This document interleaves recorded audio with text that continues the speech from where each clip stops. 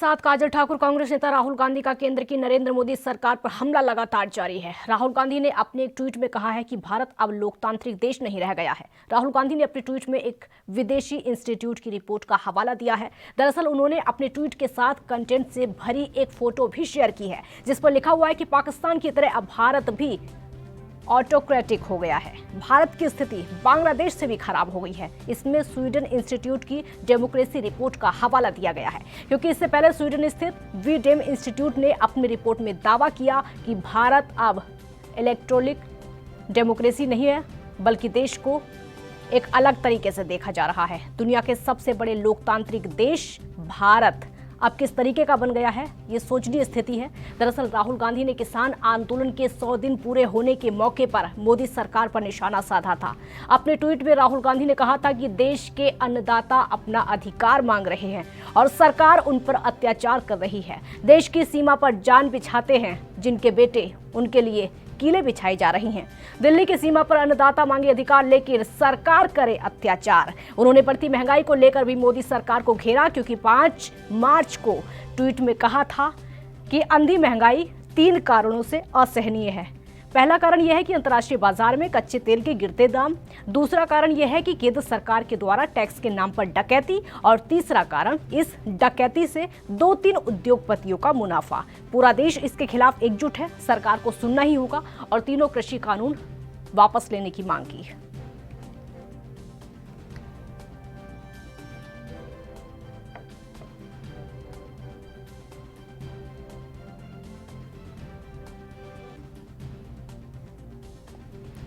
तो राहुल गांधी ने एक बार फिर से केंद्र सरकार पर निशाना साधा है और साफ तौर पर कहा है कि लोकतांत्रिक देश अब भारत नहीं रह गया है।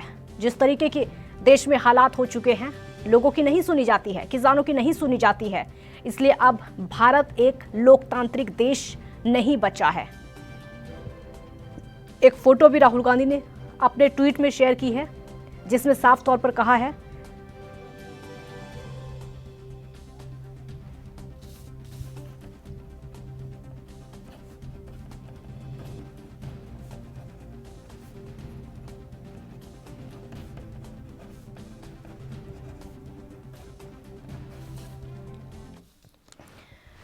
और बहस में शामिल होने के लिए 2 खास मेहमान हमारे साथ जुड़े हैं। रत्नाकर सिंह कांग्रेस का पक्ष रखेंगे, बहुत स्वागत है आपका। उमेश सिंह बीजेपी का पक्ष रखेंगे, आपका भी बहुत स्वागत है। रत्नाकर जी, पहला सवाल मेरा आपसे ही होगा। भारत एक लोकतांत्रिक देश नहीं रह गया है, क्या मतलब है इसका? मतलब बिल्कुल साफ है।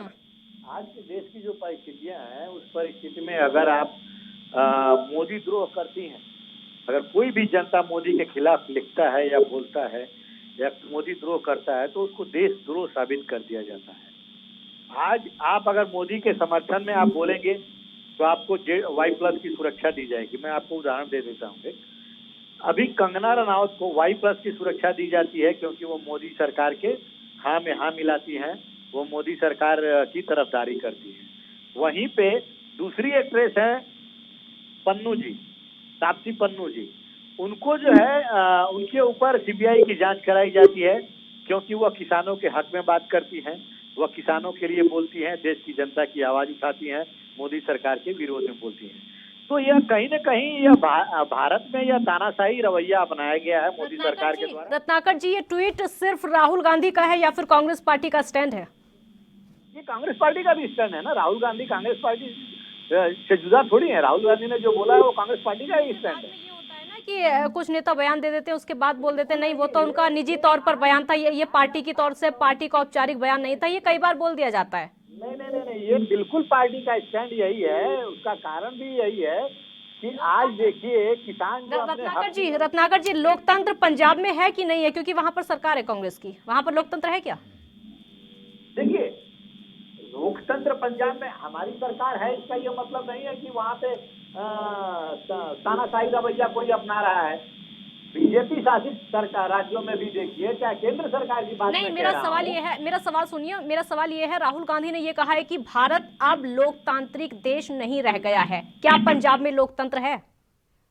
बिल्कुल, पंजाब में वहाँ की राज्य सरकार जितना भी लोकतांत्रिक कार्यों में इन्वॉल्व है या जितना भी स्थापित कर सकती है वो कर रही है वहाँ पे।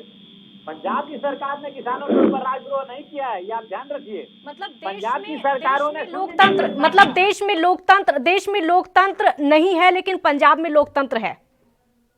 पंजाब में भी वहां की जनता के ऊपर मोदी सरकार ने किसानों के ऊपर राजद्रोह का केस किया है। क्यों किया है?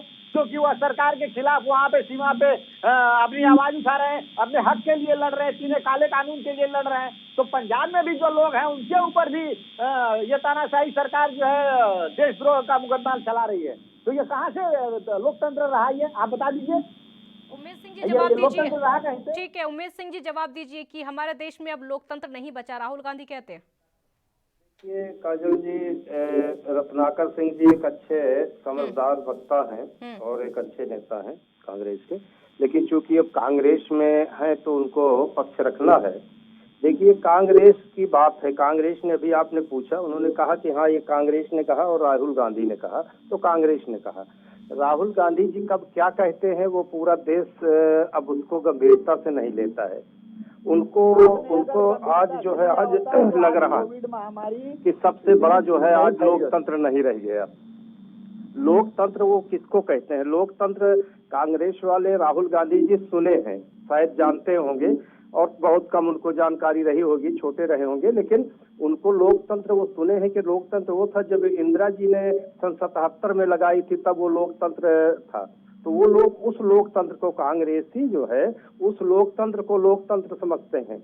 इस लोकतंत्र में जिसमें राम राज है वो लोकतंत्र नहीं है। उमेश सिंह जी, राहुल गांधी का जो ये ट्वीट है ये अन्नदाताओं के पक्ष में है। किसानों को कोट करते हुए राहुल गांधी ने ट्वीट किया कि किसान दिल्ली की सीमा पर बैठे हैं, लेकिन सरकार सुनने को तैयार नहीं है। लगातार लोग देश में परेशान है, लेकिन सरकार सुनने को तैयार नहीं है, इसीलिए हमारे देश में लोकतंत्र नहीं है। इस संदर्भ में ये ट्वीट किया गया है। देश में ऐसे हालात क्यों पैदा किए गए कि विपक्ष को इस तरीके का मौका मिल रहा है?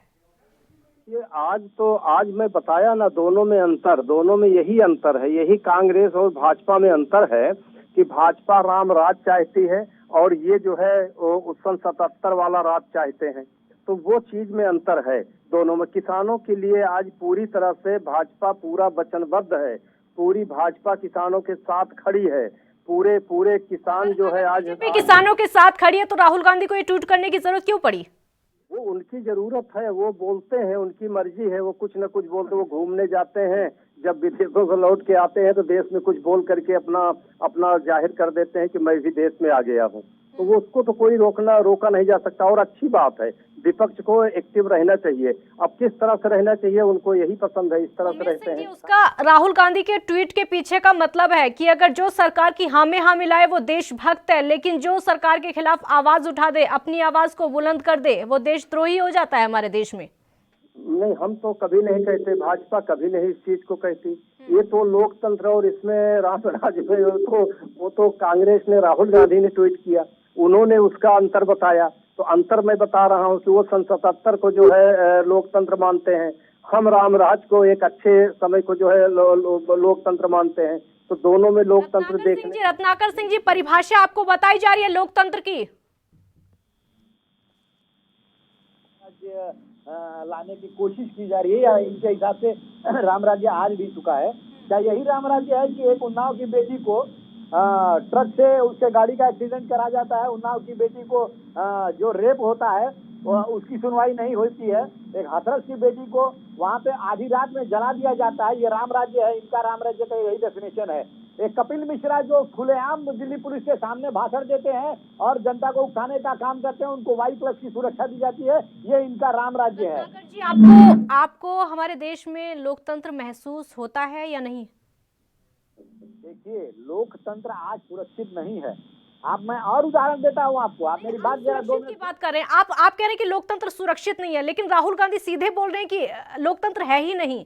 भारत एक ऐसा देश है जहां पर लोकतंत्र है ही नहीं। सुरक्षित वाली बात तो उन्होंने कही नहीं, लोकतंत्र को खत्म कर दिया है। हाँ, सुनाइए, बात पूरी सुनाइए। राम राज्य का इनका डेफिनेशन मैं यही दे रहा हूँ, हाथरस की बेटी को आधी रात में ले जाके ये जला देते हैं, ये इनका राम राज्य है। कपिल मिश्रा जो दंगाई हो, मतलब भाषण देते हैं और लोगों को उकसाते हैं, वहां पे कहते हैं कि हम इनको छोड़ेंगे नहीं, वो इनका राम राज्य है, और उनको बाद में इनको Y+ की सुरक्षा दी जाती है, ये इनका राम राज्य है। किसानों के ऊपर देशद्रोह लगाते हैं, जो अपनी मांगों को रखते हैं, तीनों काले कानून को वापस लेने की मांग करते हैं, तो किसानों के ऊपर राम राज्य देशद्रोह लगाते हैं, ये इनका राम राज्य है। एक जज जो इनके फेवर में फैसला करता है, उस जज के रिटायरमेंट के 3 महीने के बाद ही उसको राज्यसभा का सदस्य बना दिया जाता है, ये इनका राम राज्य है। ममता बनर्जी के परिवार के ऊपर CBI की जांच करा दी जाती है। इनके गृह मंत्री जो है, उनके सुपुत्र जैसा की संपत्ति 6 साल में 15,000% बढ़ गई है, उसके ऊपर कोई जांच नहीं होती है, ये इनका राम राज्य है। तो राम राज्य की डेफिनेशन ये अपने सहूलियत के हिसाब से बना रहे हैं। अब समझिए इस बात को। आज जनता आज ये देख रही है, ये जो इनका काम बनता है वही राम राज्य है। इनके हिसाब से जो चले, जो बोले, जो कहे, वही राम राज्य है। बाकी अगर इनके खिलाफ कोई बोलता है, कोई आवाज उठाता है, तो उसके ऊपर CBI की जांच होती है, SIT की जांच होती है, ED की जांच होती है। आज आप देख लीजिए, इनका ये इतिहास रहा है। उमेश सिंह जी, मतलब लोकतंत्र को अपने हिसाब से आप सेट कर लेंगे, ये तो वही वाली बात हो गई ना कि जो सरकार की हाँ में हाँ मिला रहा वही है देशभक्त, उसके अलावा तो सारे देशद्रोही हैं। अपने दिमाग से आप लोकतंत्र को सेट कर रहे हैं, अपने हिसाब से आप देश को चला रहे हैं, अपने हिसाब से आप सरकारों को चला रहे हैं। देखिए काजल जी, बड़ा स्पष्ट है, दोनों में दो है, दोनों में बता देता हूँ। इनका राम राज होता है 2G 3G 4G, इनका राम राज होता है जीजा भानोई और अमेठी और ऐसे जगहों का लूट। इनका राम राज होता है नॉर्थ और साउथ बांटना, जिस पत्तल में खाएं पूरी लाए 3 पीढ़ियां से उसी में छेद कर देना, ये राम राज है। और भाजपा का राम राज है, राम के नाम पे आज जो वादा था आज वो पूरा हो रहा है, खुशियां मनाई जा रही पूरे देश में। आज सारे हर वर्ग के लोग मिलके आज खुशहाली मना रहे हैं। अब हमारे टाइम का राम राज है किसानों की खुशहाली। उमेश सिंह जी, कहाँ खुशहाली दिख रही है, पहले ये बताइए कहाँ पर खुशहाली दिख रही है? सब बता रहा हूँ, देखिए आपके माध्यम से पूरा देश सुन रहा है, और जो खुशियां मना रहे हैं वो सुन रहे हैं। तो आज किसानों को 6-6 हजार रुपए मिल रहा है, आज किसानों को यूरिया मिल रहा है, आज जनता को सिलेंडर मिल रहा है, आज बहुत सारी सुविधाएं, आज उनकी फसल का जो है बीमा मिल रहा है, बढ़ती जा रही है, जनता को सिलेंडर मिल रहा है। आप सिलेंडर की बात कर रहे हैं, पेट्रोल डीजल के दाम लगातार बढ़ते जा रहे हैं। किस चीज का सिलेंडर? पैसे कहाँ है उनके पास सिलेंडर खरीदने के? आप सिलेंडर दे रहे हैं लेकिन पैसे नहीं है उनके पास खरीदने के लिए। पेट्रोल डीजल मिल रहा है लेकिन पैसे नहीं है जनता के पास खरीदने के लिए। अंदाजा है इस चीज का? ये लोकतंत्र है हमारे देश का। राहुल जी जो ट्वीट किए हैं, अगर यही ट्वीट कर दिए होते 2004-5 में कि वो जो है जब फ्री कर दिया गया कंपनियों को कि कंपनियां अपना रेट डेली जो है रेट बढ़ाएंगे घटाएंगे, जब उनके हाथ में दे दिए, अगर यही ट्वीट उस समय कर दिए होते तो आज ये हालात ना होते। आज उससे भी पूरा। उमेश सिंह जी, राम राज्य की आप बात कर रहे हैं, चुनी हुई सरकारों को गिराने का काम भी इसी राम राज्य में किया जा रहा है। ये हर क्या कब जब बिहार का गिराई गई थी तब किसकी सरकार थी? ये किस तरह से लोकतंत्र की हत्या की गई थी, और ये 50 साल से किस तरह से रहा था वो देखा है देश ने। देख के जब उठ गई है जनता, तभी आज उसने डिसीजन लिया। आज जिस तरह से आज यूरिया के लिए तरसता था किसान, आज खुशहाल है। वो रामराज कहते हैं या उसको रामराज कहते हैं कि लोग खेत में जाते थे तो पकड़ के नसबंदी और इसके लिए पकड़ लिए जाते थे, शादी करके लौट। ठीक है रत्नाकर सिंह जी, आप बोलते हैं, राहुल गांधी कहते हैं कि अब भारत में लोकतंत्र नहीं रह गया है, लेकिन वो बोल रहे हैं कि यही राम राज्य है, यही होना चाहिए राम राज्य में। ये कह रहे हैं कि मंदिर बना दिए तो देश पूरा खुशहाल हो गया। अरे क्यों जनता को धर्म के नाम पे और जबरदस्ती खुशहाली देने का काम कर रहे हैं? जनता को क्या चाहिए? जनता को चाहिए 2 वक्त की रोटी, जनता को चाहिए रोजगार, जनता को चाहिए महंगाई से मुक्ति। आपने क्या दिया? आपने रोजगार जो है, कोविड के टाइम में 12 करोड़ लोग बेरोजगार हुए, आपने 2 करोड़ रोजगार देने का वादा किया, आपने उल्टा लोगों को बेरोजगार बनाया। आपने GDP जो हमारी 5वीं विश्व की अर्थव्यवस्था थी यूपीए की सरकार में, आज आपने देश की GDP माइनस में लाके खड़ा कर दिया है, -23.9% कर दिया। जनता को क्या चाहिए? खुशहाली चाहिए। मंदिर और मस्जिद के नाम पे आप जनता को बरगलाना छोड़ दीजिए।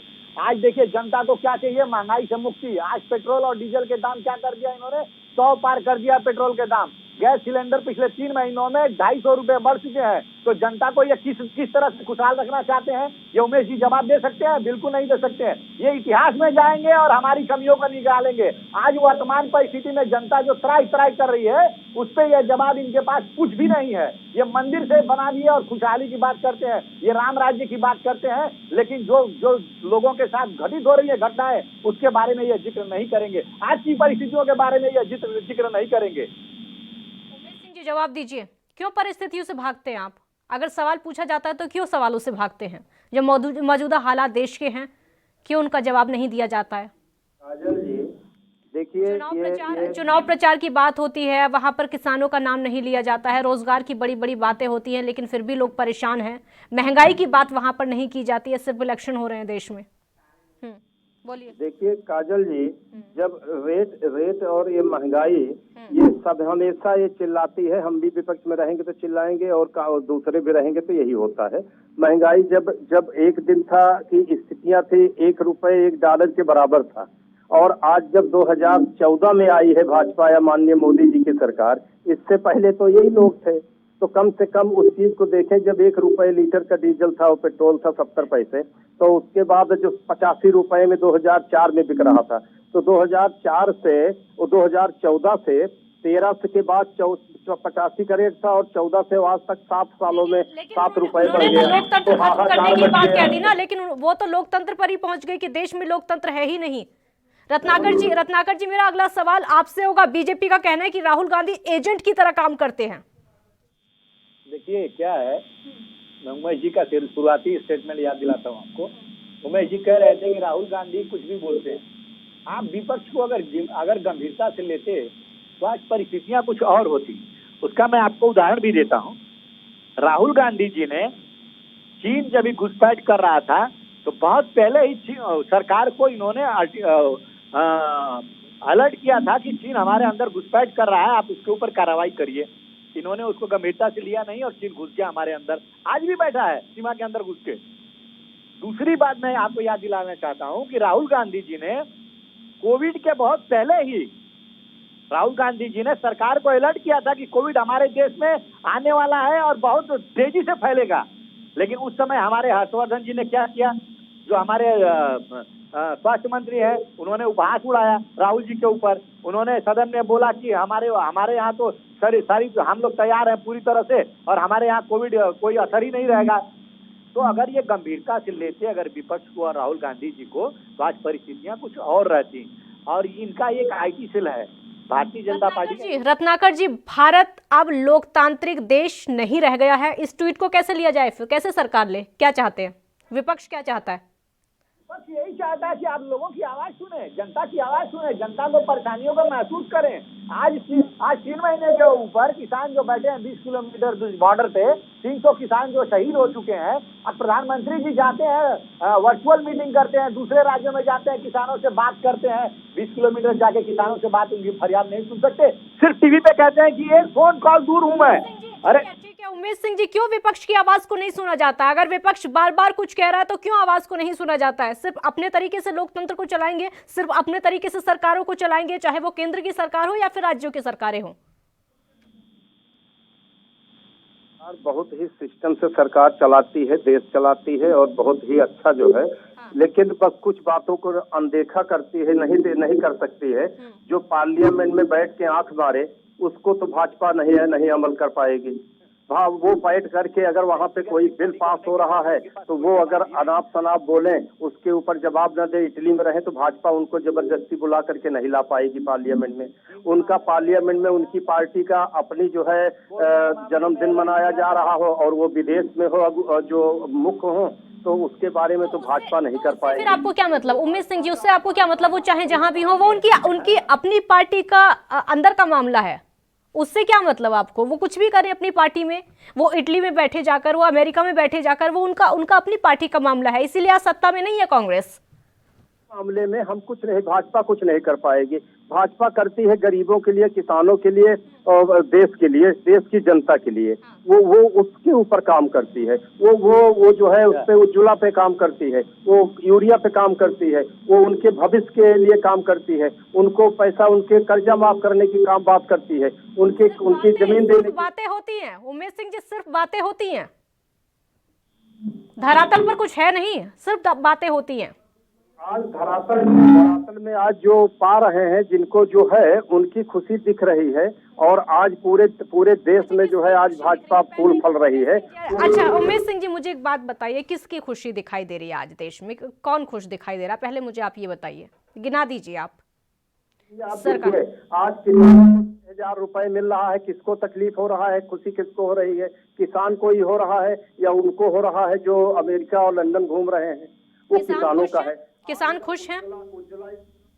कुछ सुविधा तो वो किसानों गरीब को मिल रहा है, वो उनके बीमा हो रहा है तो वो किसानों गरीबों के लिए हो रहा है, उनको मिल रहा है। अगर उनको मकान मिल रहा है तो उनको मिल रहा है। अगर टॉयलेट बना पूरे देश में, बिजली और ये पहुंचाई गई 18,000 गाँव में, तो आज गरीबों का भला हो रहा है। तो ये गरीबों की पार्टी है। आपकी सरकार गरीबों का इतना भला कर चुकी है, किसानों का इतना ज्यादा भला कर चुकी है, फिर तो वो लोग पागल है ना जो दिल्ली की सीमाओं पर बैठे हुए हैं, जो प्रदर्शन कर रहे हैं। मतलब सरकार तो बहुत कुछ कर चुकी है अपने लिए। काजल जी, आप शब्द पूछ ले, मैं पूरे देश के सामने आपके चैनल के माध्यम से कह रहा हूँ, 13 बार मीटिंग हुई, एक बार केवल वो बता देते कि किस बात पे कहते हैं कि कैंसिल कर दो बिल। कोई चीज पास हुआ है जो 70 साल में नहीं था, कुछ लाया गया और वो अलग लाया गया, जो पहले मिल रहा है वो मिल रहा है, और वो सुविधा है, उस सुविधा की दूसरा सुविधा दी जा रही है। तो उसके ऊपर वो क्यों कहते हैं वही बता दें कि क्यों उसको रिजेक्ट कर दें। आज किसके लिए? केवल 10% लोगों के लिए।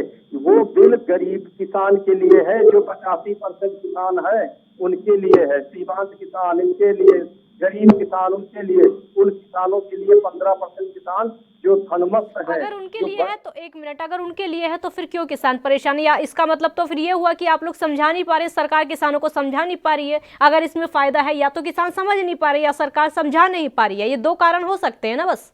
बिल्कुल समझ रहे हैं। हाँ। अगर चलो एक चीज आप देखिए, या चुनाव हो रहे हैं 5 जगह, 5 प्रदेशों में, फिर अभी रिजल्ट आएगा, फिर आप आंकड़ा लगा लेना कि जनता किसके साथ है। क्यों नहीं आज सारे लोग कांग्रेस को पूरी जगह 5 सीट दे देना चाहिए तो प्रदेश। ठीक है रत्नाकर जी, आपका जवाब दे रहे हैं, ठीक है, सुन लीजिए आप। देखिए क्या है, उमेश जी को जमीनी हकीकत शायद पता नहीं है। भारतीय जनता पार्टी और इनके IT सेल जो इनको दिखाती है वही समझते हैं। आज इनको पता नहीं है कि 12 दौर की जो वार्ता हो चुकी है किसानों की, और किसान जो मांग कर रहे हैं, चाहे वो MSP का मामला हो, चाहे जरूरी वस्तुओं के भंडारण का जो है छूट दे दिया गया हो, कालाबाजारी का मामला हो, चाहे मंडियों को तहस नहस करने का मामला हो, ये इनको समझ में नहीं आएगा। ये इस बात पर बात नहीं कर पाएंगे। उसके लिए बात करेंगे तो ज्यादा टाइम निकल जाएगा, जैसा इनको जानकारी भी नहीं है। रही बात 6,000 रुपए कह रहे हैं कि ये किसानों को देते हैं, इनसे जरा पूछिए कि 6 साल के दौरान डीजल पे एक्साइज ड्यूटी कितना बढ़ा दिया गया है? डीजल पे 850% एक्साइज ड्यूटी बढ़ा दिया गया है। मतलब आप एक तरफ 6,000 किसानों को देते हैं और दूसरी तरफ किसानों से डीजल के माध्यम से, महंगाई के माध्यम से आप उससे कई गुना खींच लेते हैं। मतलब एक हाथ से दो और दोनों हाथ से लो, इस तरह की इनकी नीति चल रही है। इसलिए किसान परेशान है आज, इसलिए किसान वहां प्रदर्शन कर रहे हैं। प्रधानमंत्री जी कहते हैं कि एक फोन शिकायत जी, आज तक वो फोन नंबर खोज रहे हैं जिससे प्रधानमंत्री जी को फोन किया जा सके, लेकिन ये देंगे नहीं, क्योंकि इनकी नीयत ही नहीं है। इनकी नीयत अंबानी और अडानी जैसे पूंजीपतियों को भला करने की है। उमेश सिंह जी, राहुल गांधी एजेंट की तरह काम करते हैं, क्या मतलब है इसका? वो मतलब वही बता सकते हैं कि वो चाइना में चोरी से मिलते हैं और पोल खोलती है, नकारते हैं, बाद में प्रत्यक्ष होता है तो चुप हो जाते हैं। वो वही बता सकते हैं कि अमेठी की जमीन को पे किस तरह से अपने ऊपर कब्जा कर लिए, और जब उसके लिए संज्ञान में आया तो उसके बाद उसको कम से कम माफी मांग के किसान को वापस कर देने के बजाय ये कोर्ट में चले जाते हैं लड़ने, किसानों से, अमेठी की जनता के खिलाफ कोर्ट में चले जाते हैं। वो वही बता सकते हैं। किसके एजेंट है उमेश सिंह जी? किसके? अगर बीजेपी कह रही है कि राहुल गांधी एजेंट की तरह काम करें, किसके एजेंट हैं? अमेठी जी के बारे में ही बता रहा हूँ, तो काजल जी थोड़ा सा सुन लीजिए। मैंने आपको गिना रहा हूँ कि अगर राहुल गांधी जी का और राहुल जी के और मान लिया राजीव गांधी जी को और ये पूरे पूरे पीढ़ियों से जो है अमेठी इनको सम्मान देती रही, रायबरेली सम्मान देती रही। आज उस अमेठी की जमीन को देने के बजाय वहां गरीबों को जमीन जो भाजपा भारतीय जनता पार्टी कर रही है, वो लोगों को छत दे रही है, जमीन दे रही है, पैसा दे रही है, यूरिया दे रही है, भविष्य निधि में, और इधर से जो है आपका इंश्योरेंस दे रही है। ये क्या कर रहे हैं कि उन्हीं की जमीन जहां खाए और उन्हीं की जमीन अपने नाम करा लिए। जब ये पोल खुलता है और जब वहां की जनता मांगती है वापस, तो ये उनको माफी मांग के दे देने के बजाय उनके जनता के अमेठी के खिलाफ चले जाते हैं कोर्ट में। अब उसके बाद उसी जनता को, जो अमेठी रायबरेली की जनता आज सालों से, आजादी से आज तक सम्मान देती रही है, गांधी परिवार, वही राहुल गांधी का अपना सोच है, वो उत्तर और दक्षिण में बांट देते हैं। और वो कहते हैं, उमेश सिंह जी, ये एजेंट का काम है। क्या कहा जाए उनको, क्या उनका क्या चीज रही, तब राहुल गांधी जी के बारे में वो कब क्या कहेंगे, उनका कोई चीज रोक नहीं। वो जनता भी समझ गई है, तो जनता खुश रहती है, मजा लेती है, टाइम पास होता है उनकी बातों पे। उनको आज लोकतंत्र नहीं दिखाई दे रहा, लोकतंत्र खत्म है। लोकतंत्र 77 वाला लोकतंत्र बता दे कि क्या वही लोकतंत्र चाहते हैं? क्या 2004 से 2013 तक वाला, 14 तक वाला ठीक है रत्नाकर सिंह जी, राहुल गांधी एजेंट की तरह क्यों काम करते हैं? अलग अलग उपलब्धियां उन्होंने गिनाई है, अमेठी से लेकर विदेशों तक। कह रहे हैं एजेंट की तरह काम करते हैं। उमेश जी, आप लोगों ने तो किसानों को भी बोला है कि ये चीनी एजेंट है, इसमें पाकिस्तानी एजेंट है, ये गद्दार है, खालिस्तानी है। बिना प्रमाण की बातें, अनर्गल बातें करना तो आप लोगों का एक शौक हो गया है। लोगों की जनता को बहकाना, फुसलाना, उनको गलत तथ्यों पे बात करना, ये आप लोग कर सकते हैं। आप किसानों को, जो हमारे देश के अन्नदाता हैं, 62 करोड़ किसानों की कितनी बेइज्जती करेंगे सर आप लोग? आप लोगों का स्तर कुछ रहा ही नहीं। आप लोग सिर्फ दूसरे के ऊपर आरोप कर लगा सकते हैं, वो भी। राहुल गांधी को मतलब कुल मिलाकर लोकतंत्र देश में नजर नहीं आ रहा है। मेरी बात सुन लीजिए, ये कह रहे हैं कि राहुल गांधी चीनी लोग से जाके मिलते हैं। जरा उमेश जी, आप अपने प्रधानमंत्री नरेंद्र मोदी जी का इतिहास जरा देखिए। अपने प्रधानमंत्री के पूरे कार्यकाल में, 6 साल के कार्यकाल में, ये 18 बार मिल चुके हैं चीन के राष्ट्रपति से। चीन के राष्ट्राध्यक्ष से 18 बार मिले हैं, और उसके बावजूद भी इनकी कूटनीति, विदेश नीति इस कदर फेल हो गई कि वही चीन की सेना हमारे देश के अंदर आगे घुस जाती है और हमारी ही भूभाग पे कब्जा कर लेती है।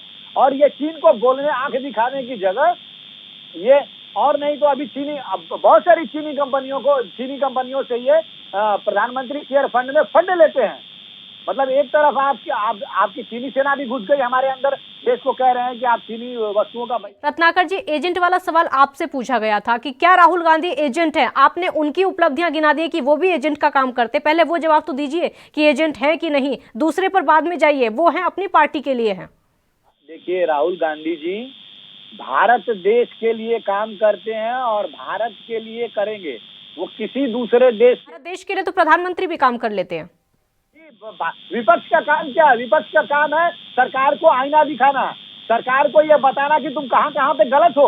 तो अगर राहुल गांधी जी अगर सरकार को आईना दिखा दे रहे हैं, तो इनको ये एजेंट कह रहे हैं।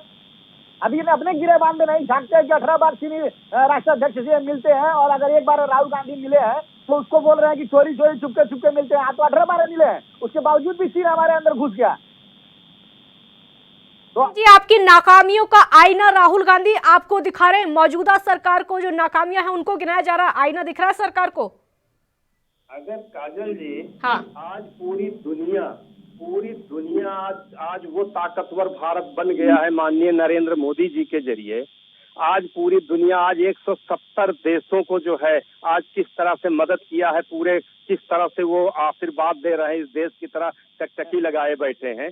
आज चीन जैसे राष्ट्रपति, चीन के जैसे, वो आज 18 बार नहीं 36 बार जो है आके मिल रहे हैं। ये भारत की खूबी और मजबूती है। आज चीन को आज बॉर्डर से उठा के और वो आज बाहर जाना पड़ा, उनको पीछे हटना पड़ता है, वो भारत की मजबूती है। आज वो मजबूती है भारत की, पाकिस्तान को कश्मीर छोड़ के पीछे हटना पड़ा, आज वो मजबूती है भारत की। आज पूरी दुनिया में जो सराहना हो रही है वो इनको दिखाई नहीं दे रहा है। इनको हंसी आती है, ये जानकारी नहीं है कि ये बता रहे हैं जब राहुल गांधी और कांग्रेस का पैसा पकड़ा गया कि ठीक है, बहुत शुक्रिया आप दोनों का हमारे साथ जुड़ने के लिए। तो राहुल गांधी एक ट्वीट करते हैं जिसमें साफ तौर पर लिखते हैं कि भारत अब लोकतांत्रिक देश नहीं रह गया। लेकिन जब कांग्रेस से सवाल पूछा जाता है कि क्या पंजाब में लोकतंत्र है, वो साफ कहते हैं क्योंकि वहां पर कांग्रेस की सरकार है। अगली बड़ी खबर आपको बताते हैं, अस्पताल में भर्ती पश्चिम बंगाल की मुख्यमंत्री ममता बनर्जी जल्द ही चुनावी मंचों पर आपको नजर आएगी।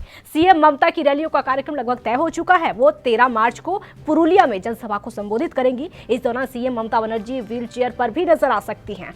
पुरुलिया में ममता का बलरामपुर और उसके साथ साथ कई जगह पर दौरा है। मुख्यमंत्री 14 मार्च को बांकुड़ा में और 15 मार्च को झारग्राम का दौरा करेंगी। उसके बाद सीएम 17 मार्च को पूर्वी मिदनापुर में चुनावी जनसभा को संबोधित करेंगी।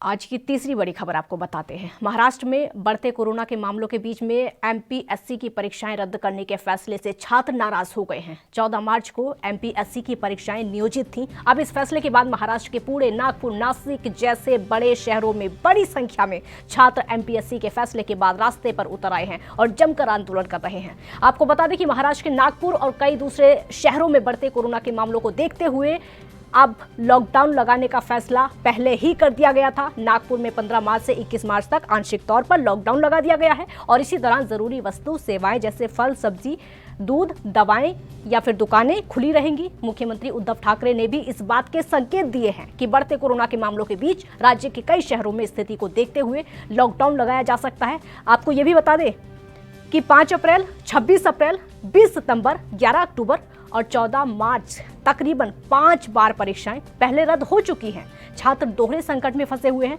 एक तरफ तो कोरोना का संकट है, लेकिन वहीं दूसरी तरफ रोजगार का, और यही वजह है कि छात्रों का गुस्सा अब रास्ते पर दिख रहा है। उधर अब इस पूरे मामले को लेकर राजनीति शुरू हो गई है। विपक्ष में बैठी बीजेपी ने छात्रों की मांग का समर्थन करते हुए कोरोना प्रोटोकॉल को ध्यान में रखते हुए परीक्षाएं कराने की मांग की है। और इसी के साथ बड़ी खबरें फिलहाल इतना ही। आप देखते रहिए एएनबी न्यूज़। नमस्कार।